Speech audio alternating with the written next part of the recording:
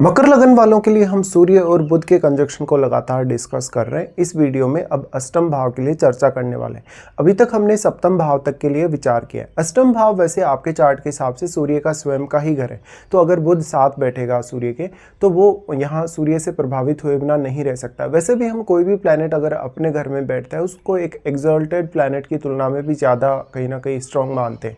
और जब सूर्य जैसे ग्रह जितना एनर्जेटिक ग्रह की बात आती है तो सूर्य अपने भाव में बैठे किसी भी ग्रह को अपने अनुसार प्रभावित करने की क्षमता जरूर ही रखेंगे। और बुध क्योंकि गोचर के हिसाब से देखें तो बुध लगभग आपको सूर्य के आसपास ही देखने को मिलेंगे। अक्सर बुध आपके अस्त भी हो सकते हैं सूर्य से, तो अगर यहाँ पे अस्त हो जाएं तो आपके लिए और भी ज़्यादा अच्छा साबित हो जाएगा। ऐसा सूर्य आपको बीमा से रिलेटेड कार्य हो गया या आपको इन्वेस्टमेंट से रिलेटेड कार्य हो गया, कोई भी गुप्तचर विभाग से रिलेटेड कार्य है, रिसर्च से रिलेटेड कार्य है, ज्योतिष या अकल्ट से रिलेटेड कार्य है, या कोई भी प्रकार का अन्य ऐसा कार्य है जिसमें आपको बहुत ज़्यादा विश्लेषण क्षमता चाहिए, जिसमें आपको सेम काम को लगातार रिपीट करना रहता है, जहाँ पर आप घंटों समय बिताते हैं काम करते हुए, उन कार्यों में काफ़ी सफल हो सकते हैं। इसके साथ साथ आप में छुपी हुई प्रतिभा रहेगी काफ़ी ज़्यादा और क्रिएटिविटी भी। इस प्रकार का जो कंजक्शन है वो आपकी वाणी को बहुत ज़्यादा प्रभावशाली बनाएगा। आपको दूसरे लोगों से भी पर्याप्त रूप से धन या संपत्ति मिलने की संभावना रहेगी। हालांकि सूर्य यहाँ काफ़ी स्ट्रॉन्ग है तो कुछ हद तक कभी कभी कॉन्फ्लिक्ट्स भी सामने आ सकते हैं कुछ केसेस में।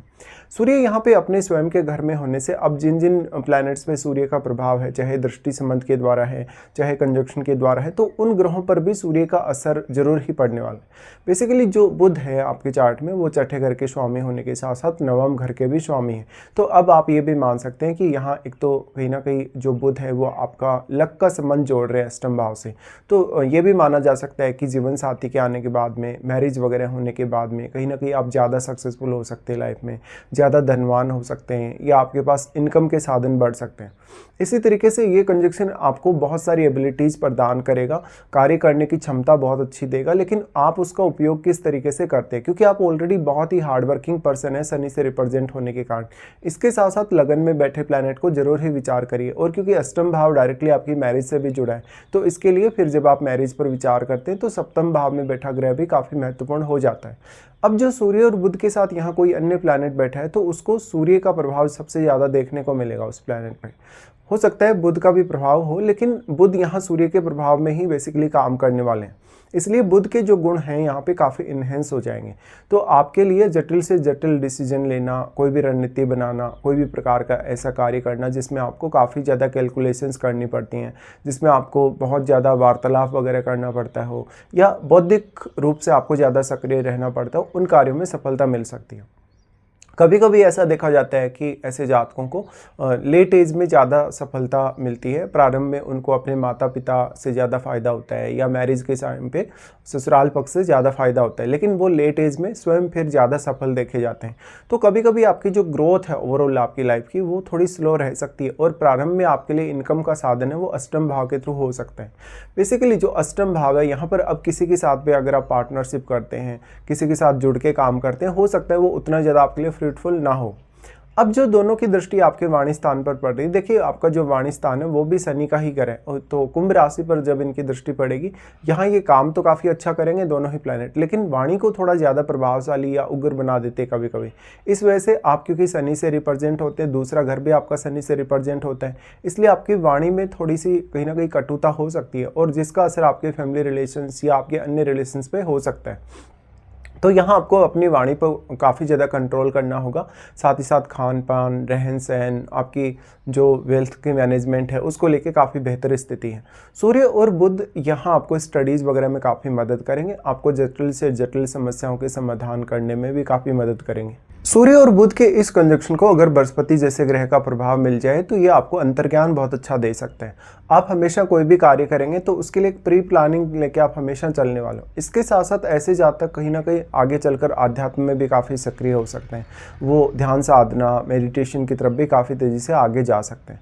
अब यहाँ पे डिपेंड करेगा कि दूसरे घर में किस प्रकार का ग्रह आपके बैठा हुआ है। वैसे तो सूर्य और बुध से दूसरे घर में बैठा प्लैनेट काफ़ी प्रभावित होगा, लेकिन अगर वो सूर्य का एक मित्र हो दूसरे घर में बैठा ग्रह तो वो यहाँ अपना प्रभाव काफ़ी ज़्यादा डाल पाएगा, क्योंकि वो सूर्य से भी यहाँ प्रभावित होगा। इसी तरीके से आपके चार्ट में छठे घर में बैठा प्लैनेट आपके लिए बहुत महत्वपूर्ण है, क्योंकि छठे घर के स्वामी तो आपके अष्टम भाव में आ गए और यहाँ पर जो बुध हैं वो क्योंकि नवम घर के भी स्वामी, तो नवम भाव में बैठे प्लैनेट पर भी अवश्य विचार करिए। तो यहाँ ज़्यादातर तो देखिए बुध जो है वो सूर्य के प्रभाव में ही काम करने वाले हैं, बट अगर आपके बुध अस्त नहीं है, अगर आपके बुध इवन वक्री हैं, तो यहाँ पे आपको ध्यान देना होगा ज़्यादा से ज़्यादा सूर्य की स्थिति पर। सूर्य ही अब आपकी मदद ज़्यादा से ज़्यादा कर सकते हैं, और बुध क्योंकि एक ड्यूअल प्लैनेट है, ड्यूअल होने की वजह से कभी कभी आप निर्णय लेते समय थोड़ा ज़्यादा समय ले सकते हैं, कभी कभी आपको ज़्यादा विश्लेषण करने, ज़्यादा सोचने की आवश्यकता पड़ सकती है। इससे आपके ऊपर थोड़ा स्ट्रेस क्रिएट होगा, एंग्जाइटी वगैरह क्रिएट होगी, या हो सकता है आप पूरा ध्यान अपने काम में नहीं लगा पा रहे हो। ऐसा जातक बहुत ही अच्छा इंट्यूशन प्राप्त करेगा, या जब भी वो कोई ध्यान साधना करेगा, मेडिटेशन वगैरह करेगा, तो उसका जो इम्पैक्ट पड़ेगा आपके मानसिक स्वास्थ्य पे, आपके ओवरऑल लाइफ पे, वो काफ़ी फास्ट होगा। यहाँ से इनका अन्य कौन कौन से प्लैनेट्स पे प्रभाव है, उन प्लैनेट्स को देखिए, और अन्य कौन कौन से प्लैनेट ऐसे भी हैं जो यहाँ अपना प्रभाव डाल रहे हैं अष्टम पे। अब जो नवम भाव में बैठा प्लैनेट है वो आपके लिए इसलिए भी ज़्यादा महत्वपूर्ण हो जाए क्योंकि एक तो वो आपके भाग्य स्थान पे बैठा है, और फिर वो आपके थर्ड हाउस को प्रभावित अवश्य करेगा। तो आपकी मेहनत करने की प्रवृत्ति, आपकी रिस्क लेने की प्रवृत्ति, आपका कम्युनिकेशन, ये सब उस ग्रह से प्रभावित हुए बिना नहीं रह सकता। इस हिसाब से देखा जाए तो मोस्टली सूर्य और बुध का कंजक्शन काफ़ी अच्छा है आपके लिए ज़्यादातर मामलों में, बट ये रिलेशंस में कुछ दिक्कतें ला सकता है। जैसे कि ये हो सकता है कि जो आपका पार्टनर है उनकी फैमिली आपकी लाइफ में काफ़ी इंटरफेयर कर रही हो। धन संपत्ति के मामले में आपका जो ससुराल पक्ष है काफ़ी संपन्न हो सकता है, या तो आपसे मैरिज होने के बाद आपका जो पार्टनर है वो काफ़ी धनवान हो सकता है या पैसे वाला हो सकता है।